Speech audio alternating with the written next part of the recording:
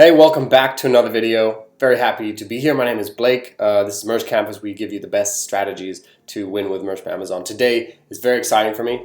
We're going to crack into how to tier up and talk mainly about the issues that lower tiers face, tier 10, tier 25. But my goal is to also provide value at whatever tier level you're at. So whether you're a beginner or a veteran, hopefully you get something out of this video. Now, I could go on about this for 1 hour, but I'm gonna try to restrict this to 15 minutes if I can. Let's crack right into this. Now, a lot of you may not know, but there's a girl in the merch groups, or a woman, and her name is Amy. And Amy is at tier 100,000.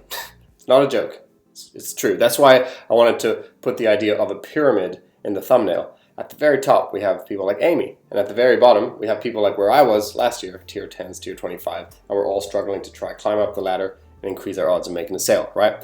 So Amy has this philosophy that she tells all her group members, which is come into merch with no expectations and no entitlement, right? And that's why I wanted to start off this presentation with this idea. And by the way, I'm giving you general strategy now, and I'm going to segue right into the tactics to tier up. Right after this, right? I think it's important to preface it with this. A lot of people who get accepted to the Merch by Amazon platform are entitled to sales. They're like, I'm accepted. I've heard good things about this platform. Why is Amazon not throwing money at my face right now? And it's because you haven't done anything to learn how to use the platform. It's a process, right? This takes time. So it brings me to my next point, which is we have to think a little bit more long-term about our goals and our approach with merch, right? Because we come in and then the next day, we're expecting sales. That's not how it works, especially if we're just relying on organic traffic, which means we're not even paying for traffic, right? Which is what most businesses do online. So this is an important thing to note, is that we have to think a little bit more long-term. Also think a bit more long-term about the types of things that you're uploading. Because if you're uploading sketchy, trademark, copyright infringing material just for some short-term wins, you're going to miss out maybe on your account in the future, which could be way more valuable. And it's also the idea that merch is just the beginning for merch. So we have to think a little bit more long-term, like where will I be next year, right? Not where will I be next month. And we have to chase learning over money, because in the beginning, we're going to really want to make money fast. But in my opinion, it's very important to put money to the side and just get good at it first, especially while we're tiering up, okay? I'm going quick because there's a lot to cover. Now, another big important feature in this is we have to limit the noise and the Facebook groups. I know when I first joined merch, I was super excited, probably like a lot of us are. I joined every Facebook group out there. It was like probably 15, and now there's probably 25, 30. It's hard to keep track. And everyone's telling you a different thing, right? Now I only follow maybe like 3-ish Facebook groups, but I try to stick mainly to my merch business and growing it. And the 3 groups are Merch by Amazon Mastermind with Matt and RJ. I've got also Merch Momentum by Michael Essany, and then Merch Success with Ken Reel, and probably a couple others. But the point of this is try to focus and limit your noise, because everyone's going to be telling you another thing. And also, when you get into these debates on Facebook, you don't really get anything out of it. You're just trying to prove yourself right, and how does that grow your merch account, right? So we have to focus on the right thing, okay? No one size fits all with merch. There's not one blueprint that works for everyone. I know so many people doing different things that are working for them, right? Whether it's the ratio, if some people just go for trends and holidays and absolutely kill it. Some people are much less aggressive and just have a nice steady evergreen base of general shirts, animals, jobs, and they grow it like that. So there's so many different approaches to this. You can scale really fast, you can go long term. There's no one size fits all, and it's good to kind of find your relationship to merch, because it's also based on your lifestyle. Like, how much time can you put into this? Do you have design skills? Do you want to outsource everything? Do you want to handle everything yourself? It's a very personal question, right? Lastly, before we get into the tactics, I want to just say that now is easier than it ever was to tier up. And now I hear that there's a lot of people freaking out. They're like, I'm still in tier 10, tier 25. It's been 4 months. Why have I not tiered up? And just know that I saw in the Facebook group the other day, this person had 2 sales and they were tiered up to tier 100.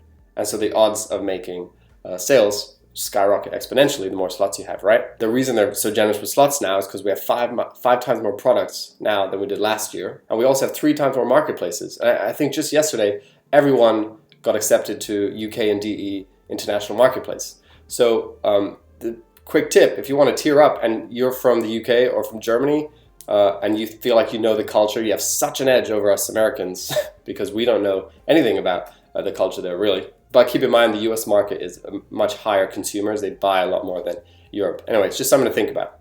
the moment we've been waiting for, some of the actual tactics to tier up, okay? And this does require a bit of hustle because this is free. If you're willing to pay some money, you can tier up so easily, it's nuts.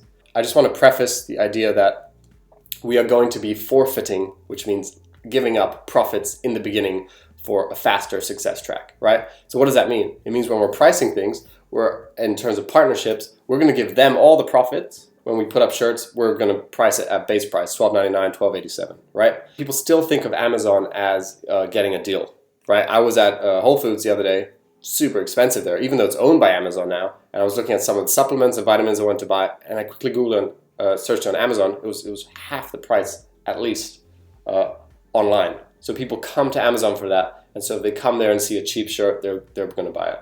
I understand not all my shirts are cheap, right? I've got shirts priced all the way up to $21.99, $22.99, even higher. I've wanted $25, but it also goes down. It's like a scale, right? In the beginning, I suggest we price low.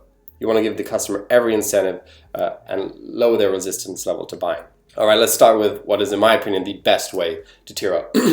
You basically partner up with Facebook groups and or YouTube channels. Now, Facebook groups, you will reach out to admins in groups that ideally you're interested in, that you want to be part of. Let's say you love fishing, and this group is all about fly fishing. And you join the group and you're having a great time, and then you reach out to the admin and say, hey, I would love to make a t-shirt for this group. What I'm going to do is I'm going to put it up. If you want, I can give you all the profits, or I can just price a base price for you guys, give a special discount. And you'll see more often than not the admin is pumped about it, because all of a sudden they can provide some cool value to the group. They get money if they want to, or they can just price it low and be in good standing with the group members, right? It's a huge underrated method. All it takes is a bit of hustle, which is reach out to admins, join groups, interact, be engaged, right? Now, another thing that I did, I think about 4 months ago, I reached out to some YouTube channels because I wanted to try out this method. Reached out to a bunch of people, anyone over like 10,000 subscribers, because that means they have a following that they could just put out a shirt and hopefully just make 10 sales, because that's all I need, right, to tier up. And so I reached out to a guy who had 200,000 subscribers. You never know who's going to reply. And so we talked about it. He ran a med school kind of info channel, and then I made him some test designs. I was like, hey, listen, I would love to make these for your channel. You would get all the profits, or I can price them at the base price and I would make no profits. I just want to kind of help you guys out because I love your channel, and try to be genuine about it. And the response was amazing. All right. So that's number one for me, free method. Number two, partner up locally. And this is more for if you're in the US, because abroad you can partner up locally, but they're still going to have to front the cost of buying the product from the US. Unless you're in the UK or Germany, it works too, right? So you basically partner up with schools, clubs, churches, teams, anyone who has some kind of sense of camaraderie, and you say, hey, I'm going to make a shirt for you guys. If you want, you can keep all the profits, right? Or I just price a base price, and you just get to have a really cool shirt for free for the club. And this works super well locally, okay? Next idea in the same vein, which is nonprofits. So if you know any charities or any kind of nonprofit things around you, you could say, listen, I would love to help your nonprofit. Again, you have to use the different terminology here. So I would love to help your nonprofit by giving you donations, right? Through my shirts, as opposed to profits. And so you would give them donations and they would promote it. So now keep in mind, in the listing on Amazon, we can't write that it's for charity or something like that. But we can, outside of Amazon, do whatever you want, right? So if they have their own following on Facebook, they can say, hey, we're doing a blast fundraiser. All you do is buy this shirt and the profits will be donations to the charity, okay? And so what you're doing is you're leveraging their audience, and you're just partnering up with them. And because, again, the principle here is we're forfeiting profits. We're giving up profits in the beginning, making it so easy for other people to sell, right? So this is a very huge way to do it. Now, of course, something I always talk about, and this is in line with Q4 that's coming up, is make holiday shirts, the trending and seasonal designs, and you can intersect them with some basic general niches. If you know there's a popular one, you'll see like Mama Bear, Papa Bear, but for Christmas, so the bears have a hat. That's what an intersect is. And also a cool thing called design rotation, where when you're in the lower tiers, you basically have 4 times the amount of designs ready as you have slots. So if you have 25 slots, you prepare 100 designs and you rotate them out. I'll link a good article by Neil Lassen about that. So this is more just the basic stuff. In my opinion, it's harder because we're relying again on organic traffic to do it. Another thing you can do, again, takes hustle. You got to build a brand on Facebook, Instagram, Pinterest, any platform you want, and ideally it's something that you enjoy. So let's say, again, let's take the fishing example. Let's say you love to fish and you start to build a brand, you start putting out cool content around fishing on Instagram or Facebook or Pinterest, and you're slowly growing your presence. Now what happens when you link one of your shirts? You already have a following, you're driving external traffic. These are the people who are absolutely going to crush it with merch by Amazon. As you can see right now, it's proven the people in the top selling merch shirts of all time are people who have brands. Shane Dawson, Marvel, Disney. These are people who are always pushing at the top because they're consistently driving external traffic. So that's huge. Now let's jump into the paid tactics for some people who can afford it. This is the number one way to tier up if you have money. It's just buy your own shirts. There's too few people who are doing this.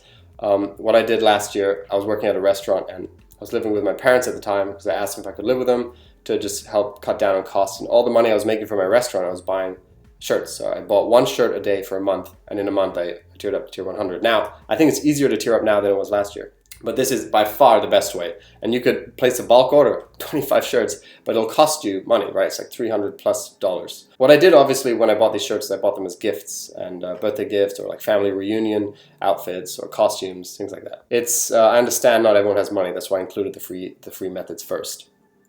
Now, paid traffic. AMS, which is the advertising platform Amazon uses, is slowly being rolled out to accounts. Once you have it, I highly suggest using it. All you got to do is get a few sales. That's all it is for. You don't have to, again, we're forfeiting profit. We're not going to try to make a profit on these ads. We're just trying to break even or even go a few dollars below because it's worth it, right? Spending $5 or to sell a few shirts, okay?